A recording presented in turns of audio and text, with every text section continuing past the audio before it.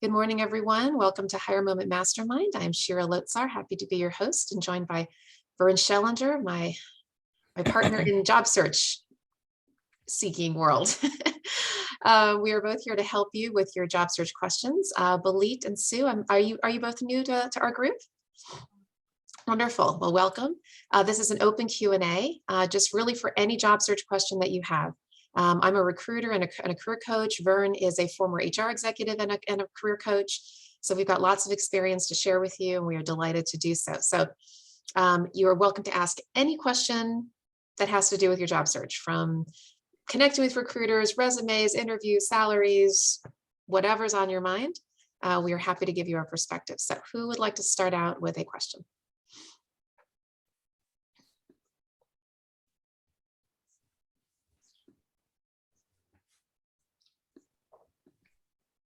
Nobody has a question today? Hey, your job searches are going perfectly, beautifully. Wonderful, perfectly. All right, maybe we don't need the call. I had a quick question. I apologize. So are elevator pitches like typically normal these days, or in terms of often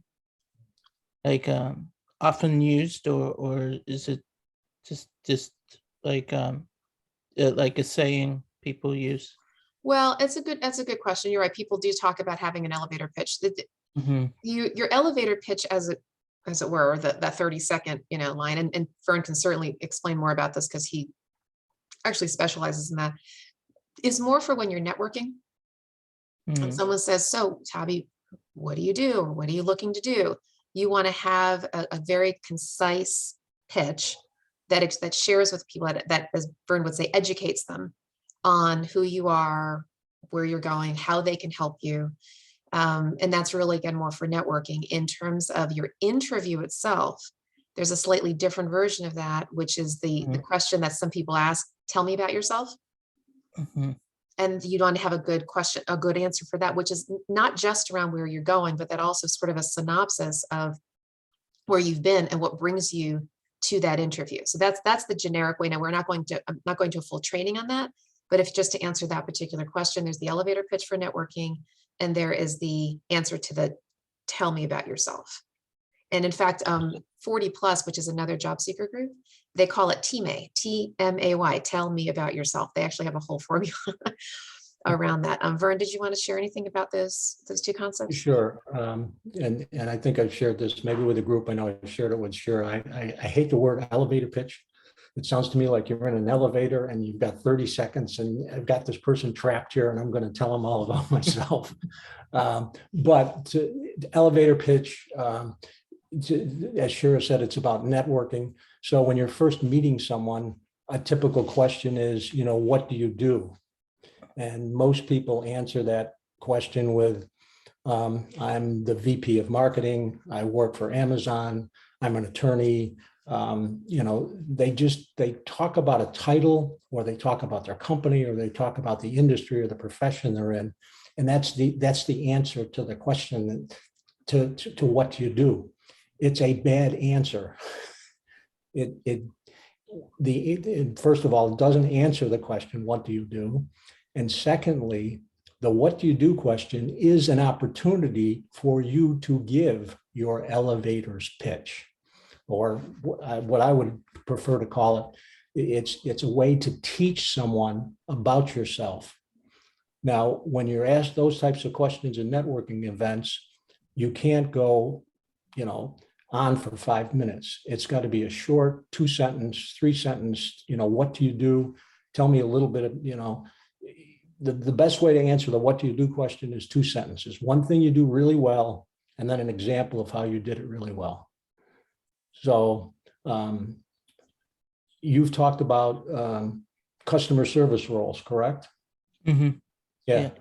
So, if somebody says, what do you do? You might say, I'm an expert in customer service, and then give an example of how I'm an expert in customer service. Just last week, I helped a customer solve this problem. So that's an opener, okay? And hopefully the other person might say, well, that's interesting. Tell me more about it. And then you're able in a networking situation to, again, teach the other person a little bit more about who you are and what you're all about. To Shira's point, the other way that you use that is in the interview. And I would say the difference in the interview when somebody says, tell me about yourself, you've got more airspace. It doesn't, you don't need to keep it to 30 seconds to a minute. You can go a little bit longer and I think the interviewers typically want to hear a little bit more than just 2 sentences, tell me about yourself.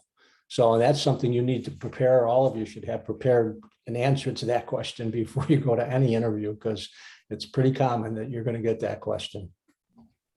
So hopefully that helps, Tavi, a little bit. yeah. Good. All right. So Sue and then Ty, you had your hand up visible. Let's let Sue go, and Ty, if you have a question, you can certainly ask it. Hi, good morning. Thank you for having me. I'm part of transitioning with interviewing. I have an interview with a nonprofit organization. My background has been in working as a paralegal in law firms. So my interview, I met with the HR recruiter, and I will be meeting with the legal team. But they said they have 3 interviews, 1 hour each. So I'm going to be having my first interview with the first group, and I think I'll be moving forward or not to the second and then to the third. So I've never really had this many interviews, but my question is, sometimes I notice when I'm interviewing, I tend to not realize maybe I'm speaking too long than intended to. So what would be a good way to kind of note take myself? Like maybe I could have a timer, or I don't know, gauge it so I'm not like talking too much for the interviewers, or I would be with the people I would be interviewing with. So how to gauge when, okay, pause, and then should I ask, oh, do you want me to go further on, or what would be some good suggestions? Vern, I'll let you handle this one first, then I'll chime in. Okay. All right. So Thank you. The last thing you said, Sue, is exactly one of the things that I would tell you to do. First of all, prepare. All right. So when you're asked a question, all of you should have your stories prepared. I mean, you've looked at the job description, you know what the key skills are. So you should have some 3 or 4 or 5, 6 sentence story prepared. When they ask you tell me a little bit about your paralegal experience in XYZ, you can answer that. Keep your answers shorter. There's lots of acronyms out there, problem, action, results, situation, obstacle, action, results. They're all the same. What was the situation? What was the problem? What did you do to solve it? What were the outcomes? How did you, so you're again, teaching, communicating to them that you have this skill, and here's an example of how well I've done this skill. And then train yourself to say, did that answer your question? Okay, did that answer your question? Did that answer your question? Because that helped, first of all, it helps you stop. If you practice that, it'll help you stop at some point in the interview so you won't go on. You'll ask the question, did that answer your question? They're either going to say, yes, that really did. That's a great answer. They're going to say, well, no, it didn't. Could you tell me a little bit more? Then they're inviting you to say more. Okay. That's a way for you to manage that interview process. Thank you. Yeah. And so a couple of things. So Vern mentioned that there are these different acronyms. There's one acronym that I like in particular. It's called CAB, like a taxi cab. Challenge, action, benefit. Challenge, action, benefit. So what was the challenge that the organization was facing? What were the actions that you took? And what was the benefit to the organization when you had a result? Okay. And so if you can practice that and have a bunch of stories where you do have a bunch of CAB stories ready to go, like a lot of arrows in your quiver, right? That you can just sort of pull out the arrow when you need it. and practice it so that it takes you maybe, I don't know, a minute or two to share the story. Bing, bing, bing. Here's what was going on. Our organization was facing da da da da da challenge. Now, what I needed to do was da da da da da. And then the result was, or the benefit, or just what happened was at the end, this thing improved, these people were happier, whatever. The system was better, the situation. That should give you a nice structure for sharing your story. And then to Fern's point, yeah, did that answer your question? Another thing too is body language. Now I know that's a little harder to do on Zoom than in person. Because on Zoom, people tend to be a little stiffer in their body language, and you can only see them right here. Yeah. Well, but even so, still, you can watch the person's reaction as you're sharing the story. Are they engaged? Are they listening? Are they kind of like doing some facial expressions? Are they neutral? If maybe they started out kind of engaged, and then you're going on a little too long, they might get a little quieter, a little bit more flat, right? That could give you a little bit of a cue that you need to pull back. Okay. Right. But so just be kind of sensitive around how they're responding to you. All right. Thank you. Sure. Ty, did you still have a question? I have a question, but I saw Sue had her hand up. Does she have another question? No, thank you. Thank you.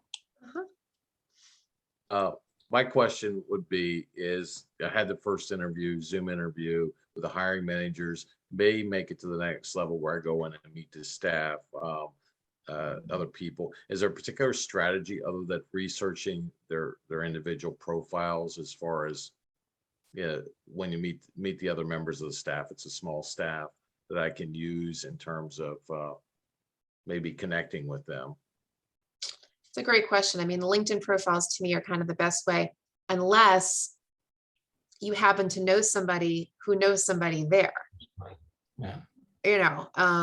Who can introduce you. It's a little awkward when you're about to interview somebody to get a connection, and there's 7 people there, right?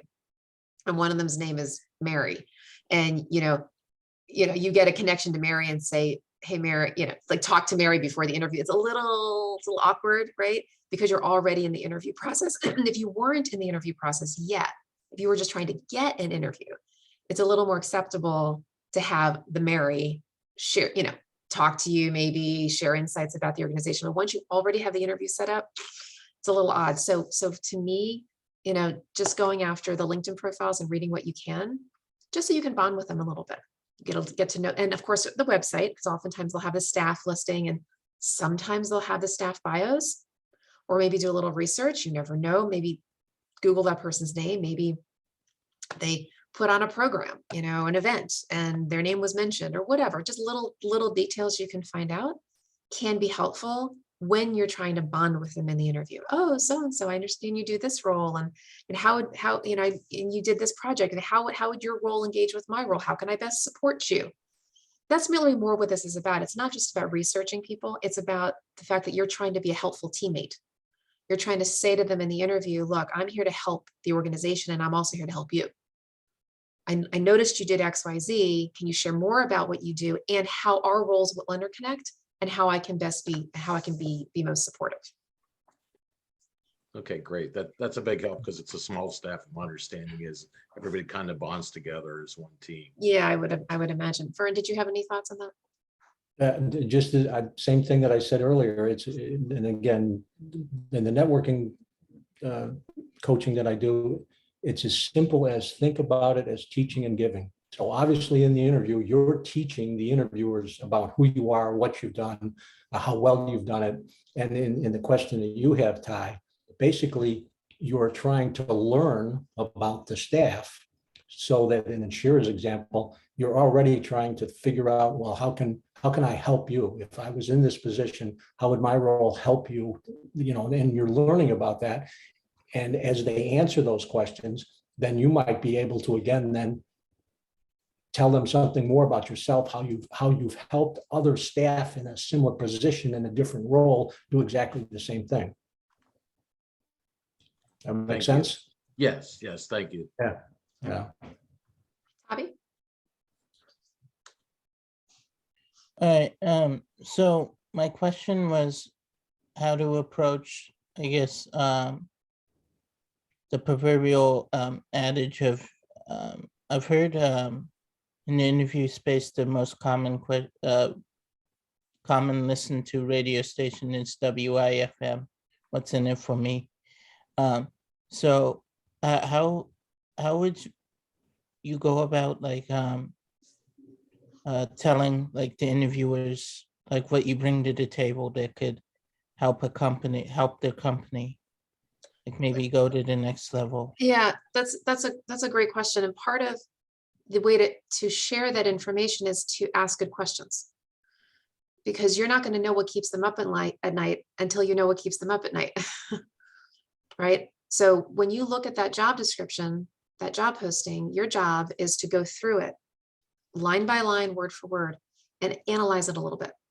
Try to really understand from the posting what some of their problems might be just by the way that they're phrasing things, and then ask follow-on questions. So, Miss Employer, Miss Recruiter, what have you, I noticed that in the summary of this description, you're asking for people who can do da da da da. The role, the function of this role is da da da da. Can you share with me more about, how this role relates to your strategic goals? What kind of challenges this department has been facing that I can help fulfill? Those kinds of things, and try to be specific. Like use the language that's in the description. Once they give you their responses, then you on the spot, you'd have to do this on the spot, right? Or you can prepare a little bit in advance, but you're not going to know what the pain point is until they tell you. Just try to say, oh, well, that's really interesting. And you can answer it two ways. And you can address where their pain point in two ways. You can either say, well, in my past experience, I've dealt with something similar, or I've helped an organization accomplish something similar. Here's what I did. Is that relevant to what you would need me to do? You could also take a future forward approach where you could say, wow, that's really interesting. Is this the kind, have you guys ever considered handling it this way? Or what if I were to approach the role this way? And you start to proffer some ideas in a humble way, but in a confident way, where you're kind of engaging them in a conversation. Does that make sense? Yeah. The one other question that's a good question to ask is, so what does success look like in this role? Mm-hmm. In other words, what if the person comes into this role and really, does the job really, really well? What does success look like? That's right. And then again, based on what you hear, then can you give them an example, a story of how you've actually, done what they just said success looks like? That's right. And another way to phrase that, so there's what does success look like? You can also say, how will I be evaluated in a year's time, right? And if you're looking back on a year, how will my performance be measured? And again, to Vern's point, once they share that with you, you can then say, oh, wow, okay, so if that's the case, what if I approach the role this way? Or, just basically you can even talk about your skill set. Wow, I really have a superpower, or I really have a skill set that I think directly addresses the pain point that you just mentioned, or addresses, or I believe will allow me to be successful in a year's time, because I think I'm going to really be able to do da da da da da. So there's lots of ways to answer it, but it's really all about you figuring out from them first, what do they need? Yeah. And again, preparation, because as Shira said, it's going to be on the spot. You're going to have to, think of something in your background, in your resume, and in your experience that answers that can speak to something that they just said to you about what's really important. Now, if they say these 4 things are important, and maybe you don't have all 4, but you have a couple of them, then you say those, you respond in those 2 instances. Is that helpful? Okay. Holly? Let me know. Okay, sorry. Thank you. I have a question. Sorry, I'm just trying to get my thoughts together. I was listening to what you said and lost my question for a second. I applied for a position at a company where I know 2 people that work there, and I had networked with someone there before I knew that this position was open. So within a matter of a couple of hours of letting one of my friends know, I got an email saying that they wanted to do a phone screening. And I got past that, but there's, I think, 3 or 4 more interviews after that, plus a writing sample. Anyway, I'm feeling this is kind of my first leap back in interview wise in a number of years. And I think I'm putting a lot of additional pressure on myself because this was more of a networking situation. And I'm curious if you have any thoughts on how to handle this.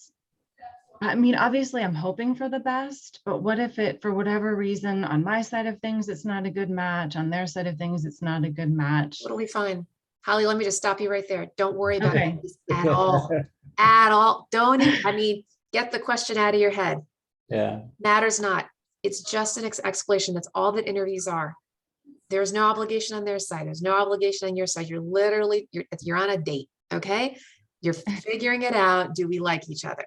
No one's going to be worse for the wear as long as you handle yourself professionally, which of course you will, right?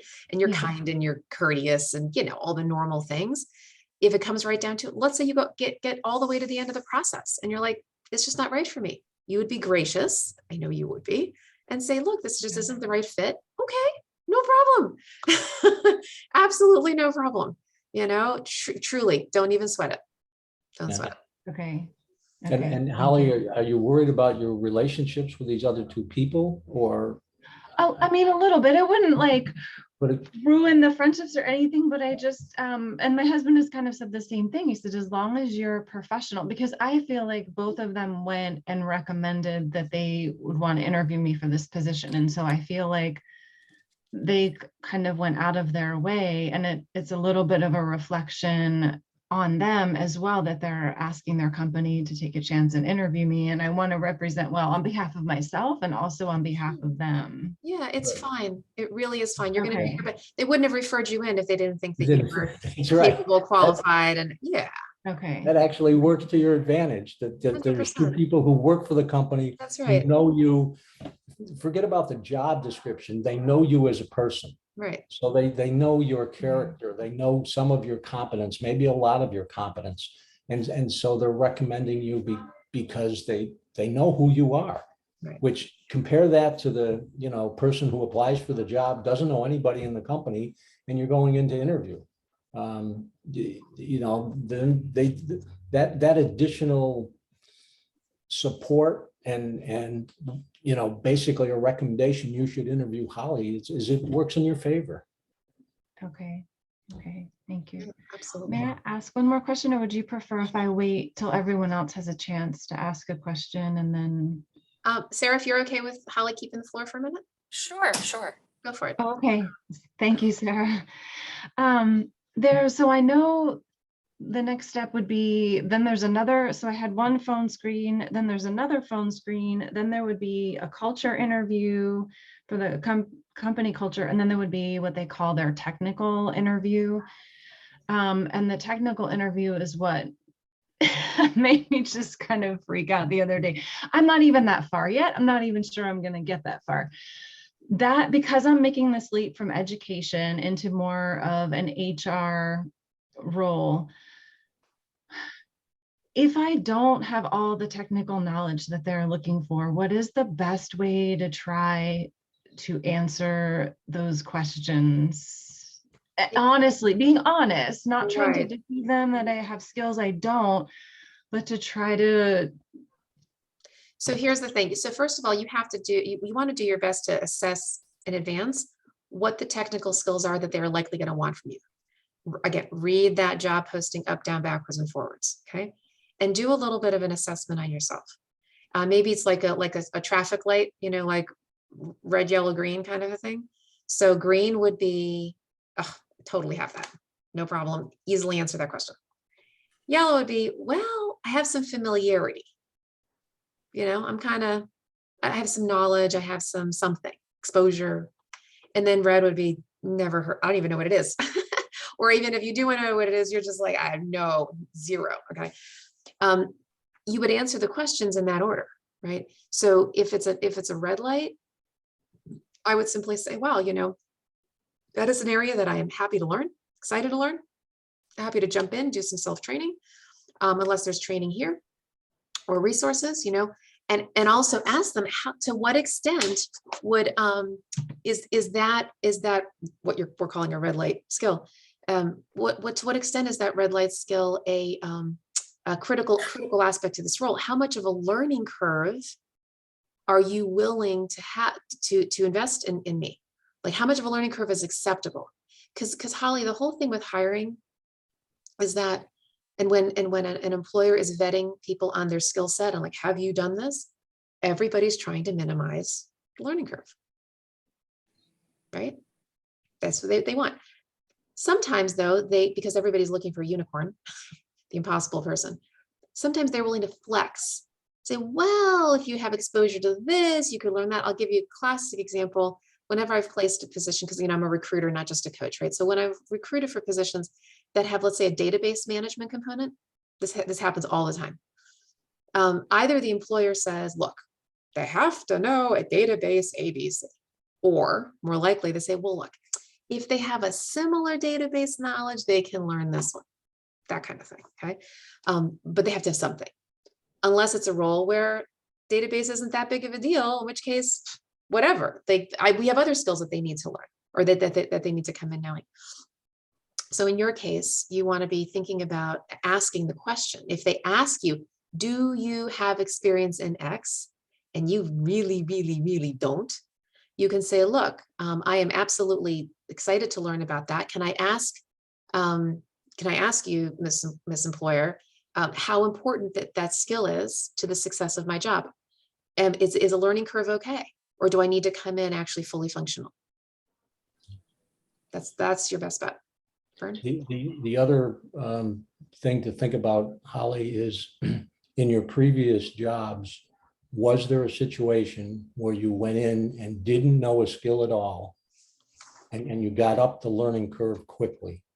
So in addition to saying, that, how much is it, when Shira said, I'm willing to learn, you could also, I'm willing to learn. And in my last position, I went in and didn't know XYZ. And within 3 months, I was, up to speed on it. To hopefully convince them that you are a fast learner and you can learn things quickly. Great point. That's great. Thank you both. Thank you. Sure. Sarah? I have a question about federal job announcements. If you see one that says many vacancies, and then you open it up and there are, say, 12 different locations, and then where it says telework eligible, and it says yes, then would it be appropriate to apply to every single location, or just the one? So Sarah, and I almost stopped you as soon as you said the word federal, but I just wanted to hear the full question. Neither Vern nor I are federal job experts. That is not our background at all. We used to have an expert here. Her name is Corliss Jackson. That is what she does for a living. I'm going to put her information in the chat box. So for anybody who wants to apply to a federal job, Corliss, let me just put her, it's Corliss at federaljobresults.com. Okay. Corliss at federaljobresults.com. She is a coach. She is a resume writer. She comes from the government. She used to work for OPM. She can absolutely answer your questions.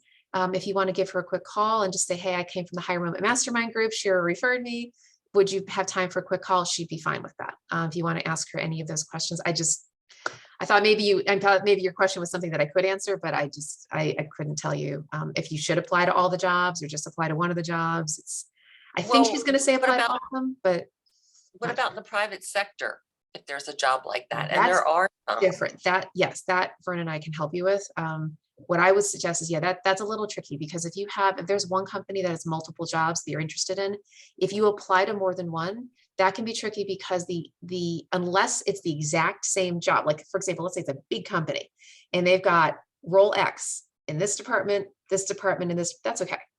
But if it's role X here and role Y here and role Z over there, and they're all different, then that can cause brand confusion. Then the recruiter. No, what I'm talking about is the same job, but they will say at various locations, and they'll list them. Oh, that's fine. As long as it's the same job. Yes. But just for those of you who are thinking that want to apply to different jobs at the same company, because that's not your situation, Sarah, but for other people on this call, if that's the case, then that can be confusing to the recruiter because then they think that you don't know what you're looking for. Okay. Is that helpful? Yes, thank Okay, you. all right. Ty? I just had a comment about what Holly was saying in interviewing. I would say don't be intimidated because I've had several interviews with the two hiring managers, and the one hiring manager said, well, you can learn the database. And the other hiring manager said, if after I shared my experience with databases, she said, well, you can learn it. If you know how to do databases, you can learn this. And so I wouldn't be intimidated. I would, I like the suggestions that Sharon and Vern shared is like, tell them that you've done it or you're familiar with it. I like those suggestions. I did a question, but I don't want to beat up this question about combating ageism. I know that Sharon and I talked about it offline, but any other suggestions in terms of if you know you're overqualified or if they see like, oh, this guy's old. Yeah, I know Vern and Ty and I have talked about offline. Vern, do you want to talk about ageism? I don't know what else is there to say. It's it exists. Every survey and every all of the research says that it simply exists. And again, you do everything you can. You don't put graduation dates on your resume. Make sure you're prepared for the interview. You're high energy. You're confident in yourself. I don't know what else to say there because that bias is still there. And there are, unfortunately, companies who will say, well, we can get somebody with equal skills who's younger and we don't have to pay them as much, which is, basically, they make decisions like that. And there's not too much that you can do if that's the company's mindset. So Yeah, and Ty, you're in your situation, we know that I know that you've had the kind of role you're looking for now is lower level than the roles that you've had in the past. So in your particular case, as we've talked about, your opportunity here, which I know you've done and you've written it in your cover letters, is to explain to people, look, I'm intentionally pursuing this level of role. So please don't think I'm overqualified. Because that's really, it's not that ageism thing is not exactly ageism always. It can fall in the category of overqualified. Like, hey, we think, you're going to be bored in this job. That's really what that amounts to is, oh, we're more seasoned and this is a lower level position. Why would you want this job?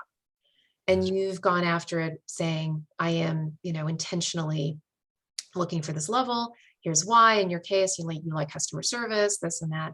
And I think that is the hardest thing. When it's one thing when a more seasoned candidate applies for a senior level role, executive level role, that kind of thing. But when you're applying for something that's kind of early to mid-career, when you're competing now with people who are 20 years your junior, you have to be more thoughtful around how you position yourself to say, this is the level that I'm looking for. This is right for me, right? I'm not looking for a senior level role. I'm looking for this, an individual contributor role, whatever it is, and say, and I'm going to commit, give my whole heart and soul into this. And the other thing is that you want to be enthusiastic. Part of the ageism myth, right, out there is that more senior seasoned people are fill in the blank, lethargic or whatever, set in their ways, all these different things that people think. Whereas if you can come into the interview saying, with a spring in your step, right? Big old smile, enthusiastic, energetic. I'm not saying you have to bounce off the walls, but in terms of your own personality and showing them that you are in it, you're in it to win it. You're all there. You're all fully present and accounted for. Hopefully that'll help any possible ageism dissipate. Yeah, or becomes more about who you are. Yeah, and there's another bias there that exists. And you've heard Shira say 1,000 times, they're trying to minimize their risk. Right. And so the bias that exists in the situation that you're describing is this person's overqualified. The only reason they're applying for this job is because they need a job. And 6 months from now, they're going to leave to find the better job that they really wanted. And so I'm not going to take a chance on this because this person's overqualified. I'm trying to minimize the risk. I'm trying to hire the person that I have the most confidence in that'll be here and stay here. And, and the overqualified is just another one of those really strong biases that exist within hiring managers' heads. That's right. Yeah, I mean, I guess that's the question that leads to the next question is, where do you see yourself in the next 5 years? Because they want to, and my response is as long as I'm challenged and this is a good fit. Yeah. Is that a good response? Yeah. Yeah. And I want to make a long-term commitment here. Yeah. My other concern about ageism is a cultural fit. And I don't know how, if you walk in and people are not your age, like 20 years difference. I mean, is there anything that can be done or any responses? Should you be transparent about that, about working with all ages? Or I think that's actually a very good thing to bring up, to say that you are, you're a person who engages, enjoys a very diverse environment, including age diversity. And you are, excited to work with people of all sorts and all ages. And sure, why not? And you might even say, I'm excited to learn from, younger employees. And I also look forward to teaching some things that I know that they haven't learned. That's right. I'm happy to be a mentor if that is if that's appropriate. Okay. Sandra, and then we'll go back to Sarah. Oh, I'm not raising my hand. Oh, okay. Take that off. Hold on. Good morning. Yes, and you talked about, I'm glad you talked about, sure, when you're applying for the role, because that's happened.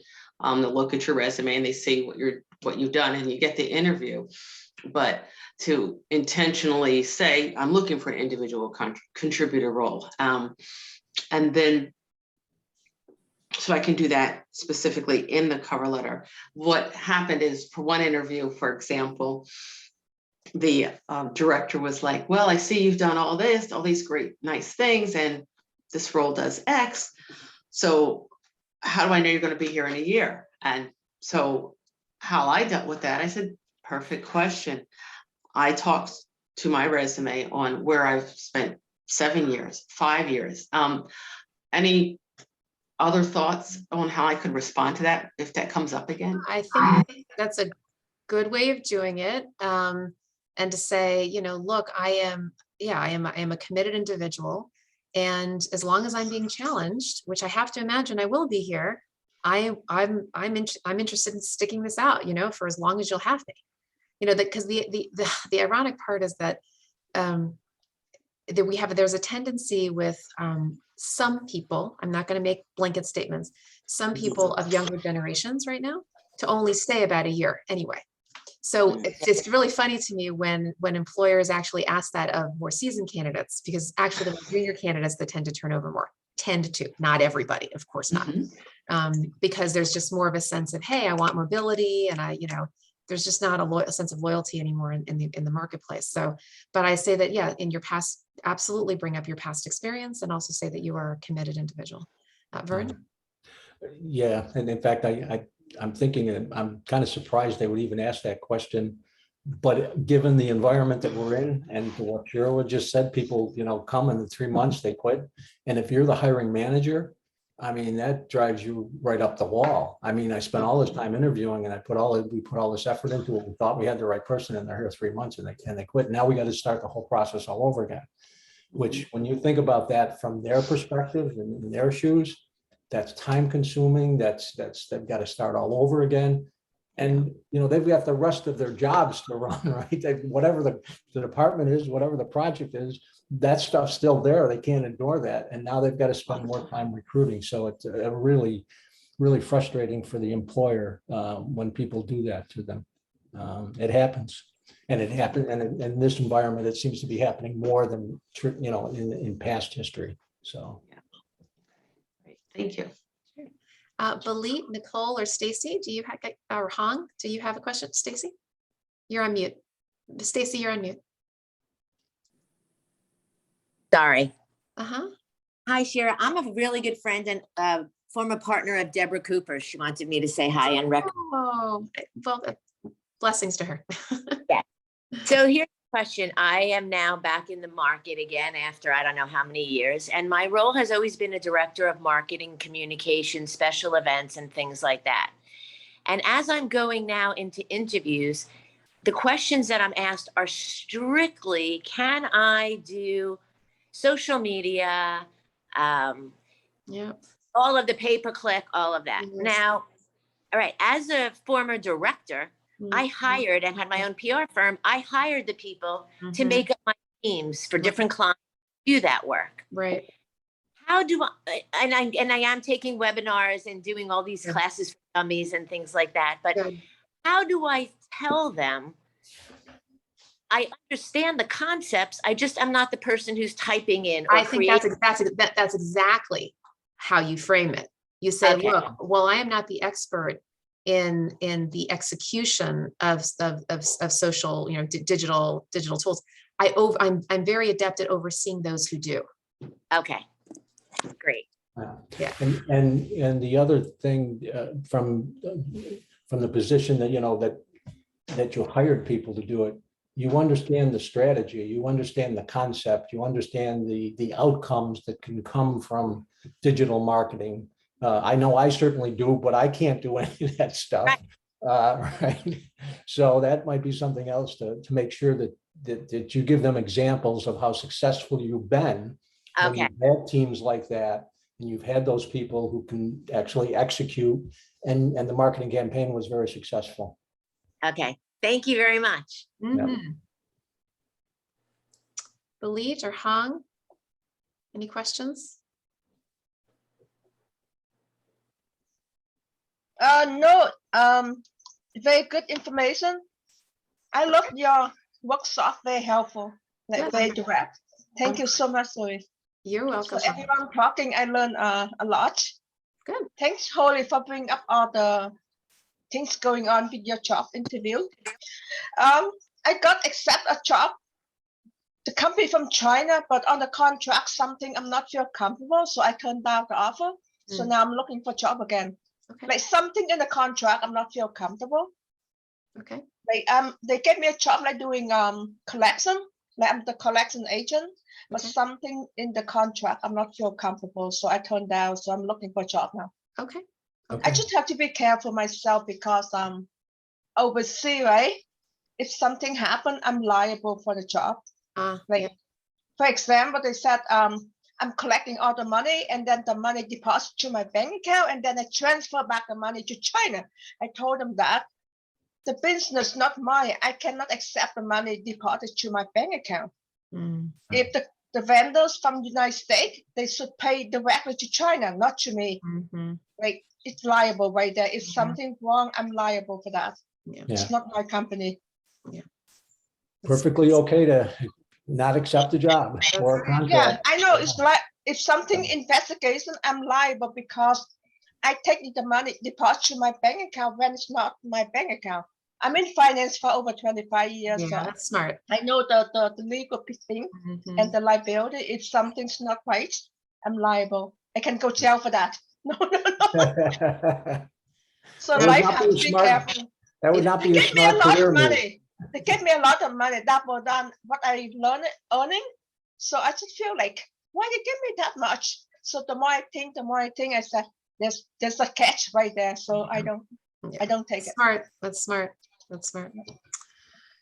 All right. Any other questions?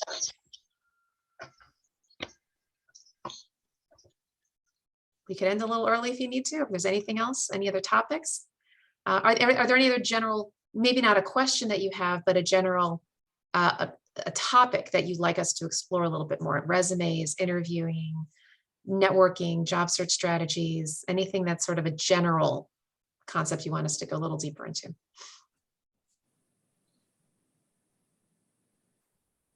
Balit. I hope I'm pronouncing that correctly. Bailey, but it's close enough. You pronounce it Balit? Bailey, yes. Balit, okay. All right, thank you. Hi, everyone. I have a question. Okay, how do you go about the job search process when you're transitioning from one field to another? that you're not quite experienced in. Yeah. But you're working on getting education in, so. So a question for you, when you say field, that could mean two things. Are you talking about changing professions or are you talking about changing industries? Professions. Okay, Yeah. so for example, a profession, just to be clear, so a professional change might be saying I'm going to change from being a marketing person to an accountant, right? As opposed to saying I'm going to transition from the corporate sector to the nonprofit sector. You're talking about the profession. The profession. Okay. Yes. Would you mind? I know this is a public setting and we're recording this, so you can say no. Would you feel comfortable sharing very, very briefly which profession you're transitioning from into? Yeah, I don't mind. Okay, I do security work right now, and it's just a job to pay bills. But I'm in school, and I want to go into HR. I'm taking classes. I'm also working on a degree right now. So doing certification and all that, and I'm trying to figure out how I can, if I should even try to get into anything related to HR now. Just wait. Wait until you're finished with your degree? Yeah, wait until I finish, or at least try to get like an entry level something. Yeah, getting an entry. So understand, and we actually have a couple HR people on this call. Sandra's in HR and Vern used to be in HR. Those entry level roles are, well, they're very entry level. They're usually some administrative type of a thing, like a coordinator kind of role, a lot of paperwork, really. And you could present yourself as somebody who is transitioning into the field. You can say under education, pursuing degree in X or pursuing certificate in Y. I'm not sure what you're doing, but pursuing. Okay, so they know that you're getting, and then you can say at the top of your resume, aspiring HR professional. Okay. Aspiring HR professional, put that on your LinkedIn, put that on the top of your resume.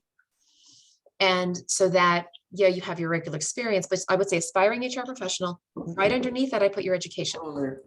Right underneath your heading, put your, in your case, look for normally if you were in the field for a long, long time, I'd say put your education at the bottom of your resume. In this case, because you're transitioning into it, the top of your resume is kind of that, in journalism, they call it above the fold, right? Whatever is on the top page is the thing that catches people's attention. So if you're making a career transition, the top of your resume needs to be like in neon lights. Hey, this is what I'm aspiring to. Here's why you should believe me. Okay. So aspiring HR professional, education, pursuing HR, BA in HR, whatever, and then you can have your experience. But I would absolutely apply, go after that. Sandra or Vern, do you have any more specific advice? Well, the one thing I would ask, Belita, are you familiar with the Society for Human Resource Management? No. Okay, so I would, Google that, Society for Human Resource Management. The acronym is SHRM, SHRM. There are probably 3 or 4 local chapters. Are you in the DC area? Are you in the DC area? I'm in Maryland. Maryland. Yeah. What part of Maryland? Baltimore. Baltimore. Okay, there's a Baltimore chapter. Yeah. Oh, great. Thank you. Yep. And so I would highly encourage you to join the local chapter and begin to get yourself known among other HR professionals. Okay. Because you might get really lucky and develop a relationship with somebody and actually get hired in an HR role just because of your connection with the person. Absolutely. In fact, sometimes in these local chapters, when they have their chapter meetings, which are typically monthly, I know the HR chapter that I used to be involved with, SHRM, they used to do where they would kind of go around and say, hey, is anybody either hiring an HR person or is anybody looking for an HR job? I don't know if the Baltimore chapter does that, but even if they don't, you can start networking with folks and literally say, I'm here because I'm transitioning into HR. I'm looking for an entry-level role, and you never know. Somebody might say, oh, great, we're hiring a coordinator, we're hiring a whatever, and you get the opportunity through networking. Oh, thank you.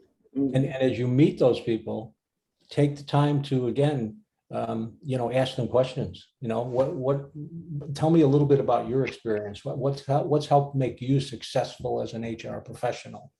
And I'm sure more than likely there'll be, most people will be happy to share some of that information for you. So that's just, and that hopefully will reinforce all of the reasons why you aspire to go into HR.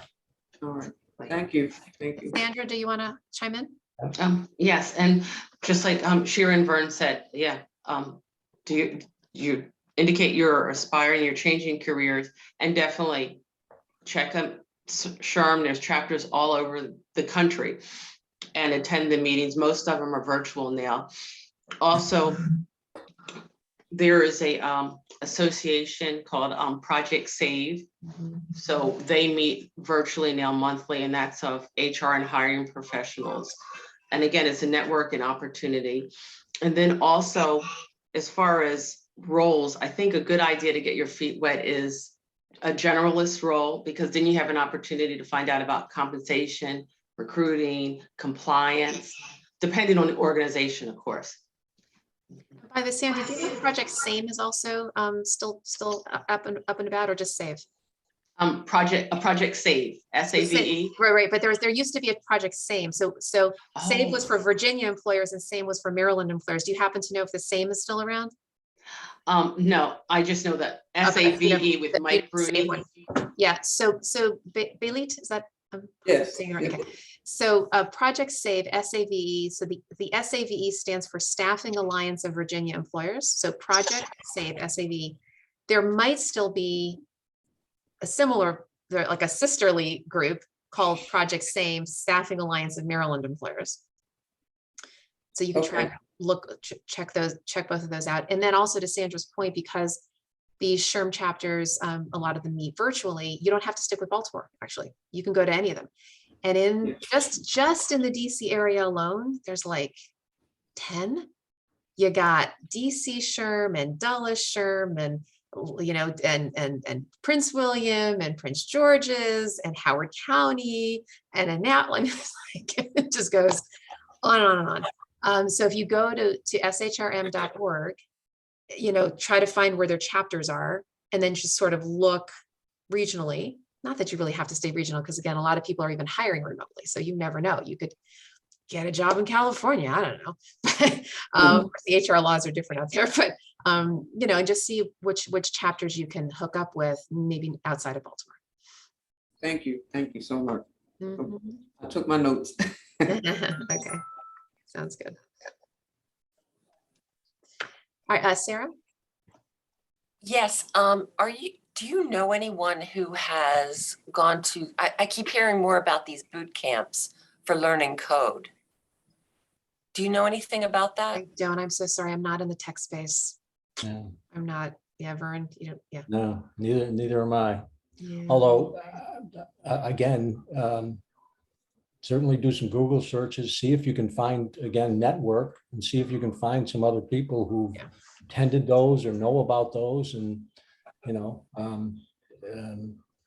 what you could do, you could just Google it, just search literally boot camps for learning code. You could also post it on LinkedIn. Why not put a LinkedIn question out there and just say, hey, I'm looking for a boot camp to learn code. Anybody have any resources? See who responds. Yeah. That's a good idea. Yeah. Like literally just a question. Yeah. You'll be amazed at the power of human connection. Yeah. Oh. I think that's a great idea too, because then people will respond and you can have an offline conversation. Recruiting for technical IT folks, my experience is and again, depends on what the employer needs done. Some of them will take candidates that have a degree and code, the boot camps for code. And then some employers will say, no, I want somebody who has something other than the boot camp. So based on the roles that I recruited for, it just depends, but perfect idea, Shara, just put the question out there. And Facebook too. I know people on Facebook tend to do personal stuff, but why not? And especially Facebook, you've got friends, right? So you never know who knows people. Okay. Okay. On LinkedIn, I have more friends, 500 plus. Go ahead. Try both. Are they really your friends? Right. For this purpose, yeah. Right. Yeah, right. Yeah, exactly. All right, any other questions? Oh, Uh-huh. I just want to ask about on the resume, on the highlights and qualification, how much should I list? I have more than half of the page. So how much should I listing? I don't want to give too much information. You're talking about your listing your skills? Yes, skill and qualification on the job. Like I'm in accounting, I list all the skill and qualification I have. But how long, the length, how much should I listing? Is that more than half of the page? Well, it depends what you mean by skills and qualifications. Are you literally talking about a skill like a 2-word type of a skill, like financial analysis, that kind of thing? Yes, yeah, those kind of things. That kind of thing. Okay, so if it's just the skills, I would do a text box at the top of the page, and you can have like maybe 2 lines, maybe 3 of words, and then you can put little straight line, like a pipeline in between, or little dot, like just a little text box. Okay, got it. Instead of listing whole bunch. Okay. Yeah, I would do it across in a text box, and then then under each job, then you would list your accomplishments using those skills. Okay, got it. That's better. Instead, I feel like the listing like on and on, on and on. No. I don't see the purpose. No, I would do it horizontally. Okay. In a box, bing, bing, bing, bing, with maybe either a little pipeline in between or a little bullet in between, just clean. Okay, got it. Thank you. Other questions?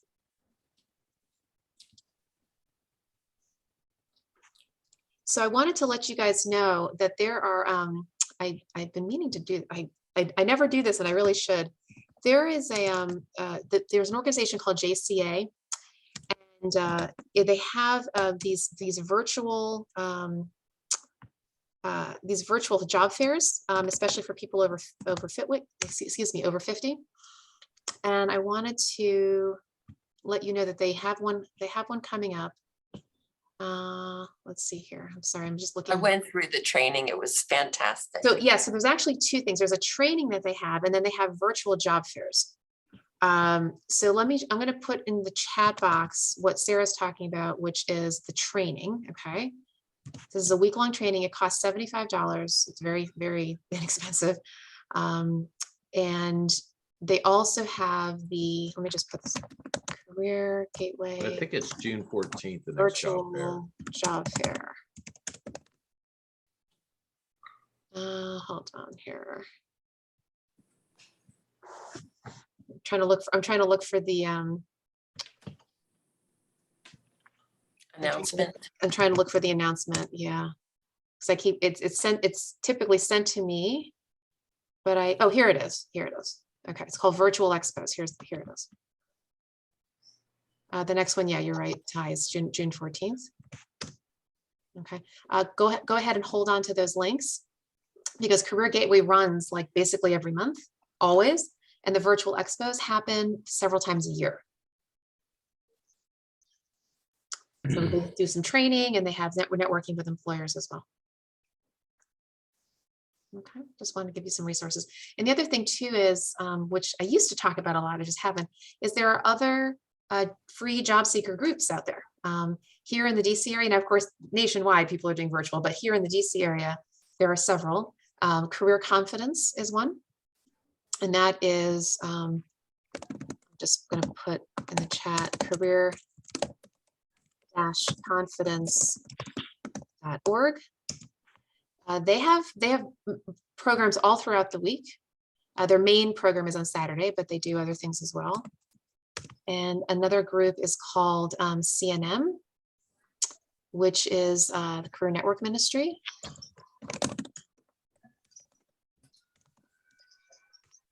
Looking them up for a second here. Okay, so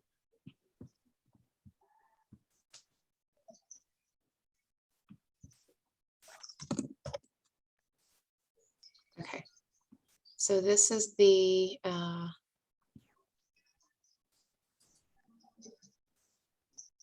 so it's sorry, it's not coming up very fast here. Okay, so here's the link. And this group also has meetings throughout the week. Their main one is Tuesday night. And then 40 plus.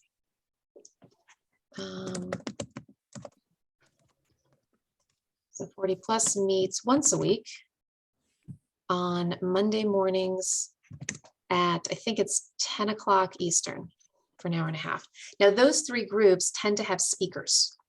So maybe a person like me or a person like Vern, might come and speak on a topic, interviewing, resumes, networking, what have you. This is the only group that I know of that's more just an open Q&A. Those other groups are trainings. So if you're looking for a deep dive training, definitely recommend, going to those folks. All right, good. So with that, we'll go ahead and wrap up. And for those of you who would like to stay on after this call, I offer a short prayer meeting, just a short prayer call for those folks who would like encouragement. So we'll go ahead and sign off right now. And if you'd like to stay on, you're welcome. Otherwise, we'll look forward to seeing you all next week. All right, have a blessed day, everyone. Everybody.